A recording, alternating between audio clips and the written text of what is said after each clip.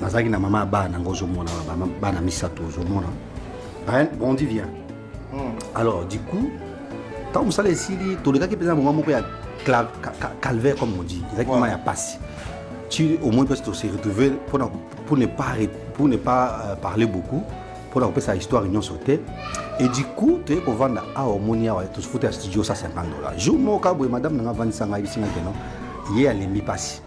Allé mi passe yo ya kenayi. Maman ya bana. Bana qui normalement des femme. Parce que je te parle de ma femme, c'est ma femme. Je beaucoup là-bas on a passé. Net moi non yo rien. Amène-moi les là qui est là. Na beaucoup là moi non il y a 11 mois. Amène-moi les. Avec avec ça. Avec Mili qui ose au monde na mais ça moi on a bundaka partout le moyen avec ça. Si je n'ai pas de même si je n'ai pas un travail, moi non mais la Mili. Mili qui ça attend sur 2 jours ou 3 jours boîte mon quoi ici. Maman ya bana ndimi ko tika moi non tika qui na âge. Moi, je na 10 mois, parce que ça a 10 mois. Alors que score 11 mois, ça les 27, tu as 11 mois. Même un appel à bloquant, elle m'a dit que non, à reconnaître pas c'était à Kenaye. Maintenant, ce qu'on a ban aux hommes, la Kinshasa, tu sais, même si tu as étudié, c'est comme si aux gens comme vous avez un téléphone, un chargeur, mais si tu ne sais pas où brancher, aux gens, ça tu as sa ligne, sur pour nous, ça pour na ban aux hommes, on a beaucoup là-bas. Et aussi ma tiki biso c'est-à-dire na ndenge atikeli biso depuis mois passé nazobonela ye nazobenga ye ça ne marche pas quand la réussite maman bana zonga tu vas prendre l'enfant je vais faire un effort de trouver un travail le travail c'est difficile il faut avoir des connaissances si tu n'as pas de connaissances à Kinshasa c'est trop difficile mais n'arrive pas à comprendre tous mes douleurs nangai il y a du bosso ezali na peuple congolais nyonso mutu nyonso akolanda image oyo que tu sois un peuple congolais, tu sois l'étranger. Je n'ai pas besoin que vous m'aidiez avec de l'argent. L'argent, oui, ça va m'aider un jour, deuxième jour, le troisième, ça va finir. J'ai besoin, c'est tout celui qui a un bon cœur. Moi, comme moi, qui est à sur ma famille, qui me trouve un travail. Parce qu'avec le travail, je vais survenir aux besoins de mes enfants et payer la maison. Avec le travail, je serai l'homme le plus puissant. Je demande aux députés, aux hommes politiques, aux hommes d'affaires, nous sommes image ya kotumona bana oyo nous tozo souffrir. Bosunga ngai na ko trouver musala.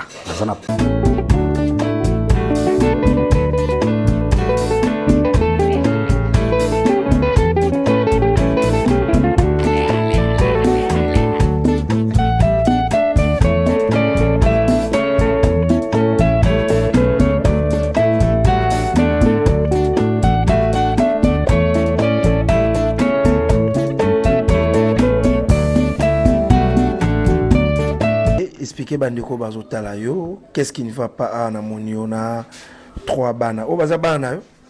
Oui, oyo mwana nanga liboso, il s'appelle Ryan et puis Ami Balé, il a 4 ans, celui-là que tu vois il a 2 ans, il s'appelle Brandy et ozo mona zana 11 mois quand tu disais 11 mois kaka le 27 ya mois oyo. Problème na bengela ki yo ezali, problème qui m'était arrivé. Ngana na Kinshasa, ngana za famille pauvre. Ngana botami na Kisangani. Maman a biso atinanga na Kinshasa pona kotanga na musala koko maman biso parce que maman biso azoteka koko biso toko na mbongo koko maman biso atinanga na Kinshasa pona yango. Arrivé ici, j'ai étudié, je suis licencié en communication des organisations. Parce que musala liboso, ezaki musala contrat et puis yaki aussi là en compter comme na suka. Alors, nazaki na maman ba na ngozo mona ba na misato zo mona. Rien bon dit vient.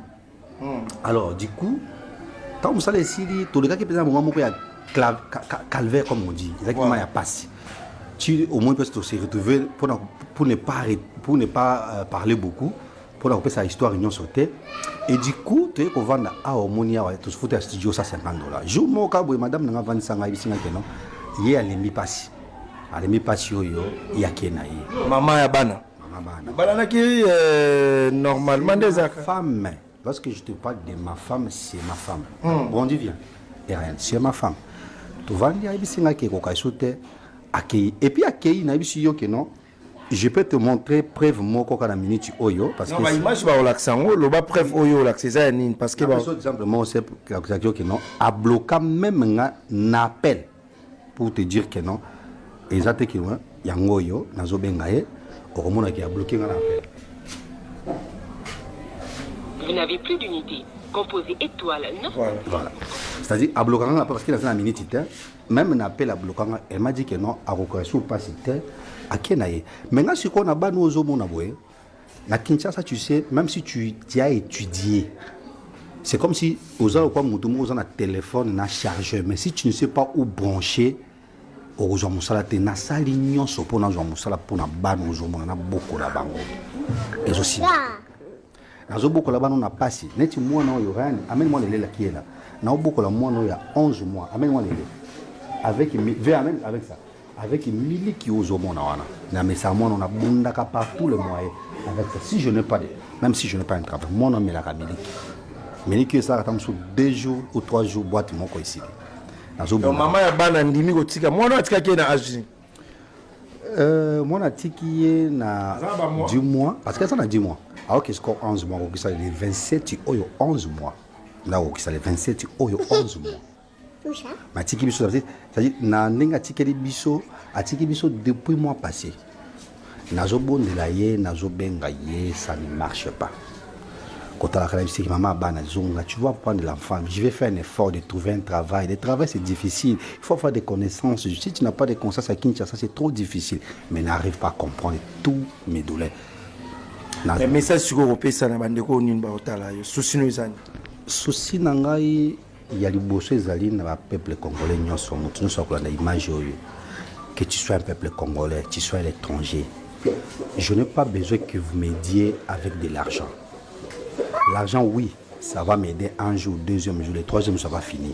J'ai besoin, surtout celui qui a un bon cœur. Moi, comme moi, qui est arrivé sur ma famille, qui me trouve un travail. Parce qu'avec le travail, je vais survenir aux besoins de mes enfants et payer la maison. Avec le travail, je serai l'homme le plus puissant.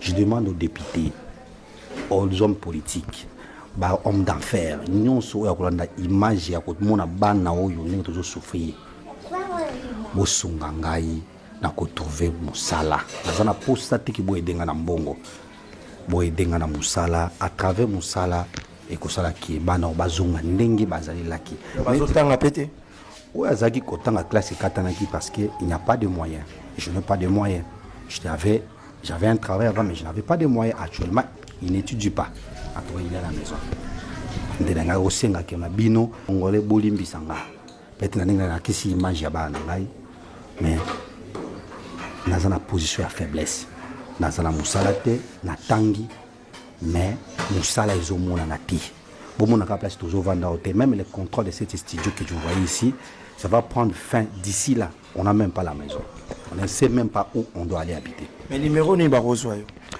Pour tous ceux qui veulent me contacter, mon numéro c'est 099 99 52 793 099 99 52 793 wana numéro nangai. En tout cas bosunga biso naza na posa nasiye kosenga bino te bopesa nga mbongo naza na posa mbongo te naza vraiment nde na posa boyidenga na kopesa nga musala mpona kosurvenir na besoin ya bano bozomona awa bano bazonyokwama. J'ai cherché le travail. Na Congo, ce que na connaissance sur toi, na connaissance tu n'as pas un travail. Il faut avoir toujours une connaissance. Et bien na Congo, ils a pas si ce que na connaissance. Biso to na biso bamboka, ba mama biso na biso ateka ba koko, c'est tout un problème.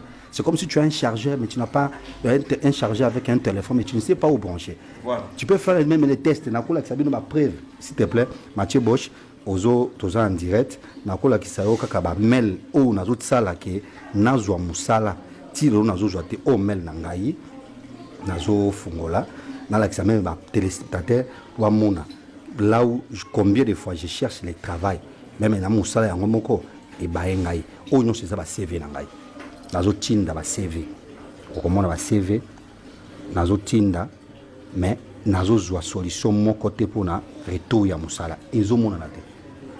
Même si tu envoies, ok, tu fais l'entretien, on te dit qu'on va t'appeler, on va toujours t'appeler. Tu vas attendre que non, on va commencer à prendre. Alors, on va dire qu'il y a un niveau, na gauche ni à droite, il faut aller dans les médias pour que na senga que non aide na mutu no so ko ka mawana ngana cri d'alarme ya bana oyo pour me trouver le travail.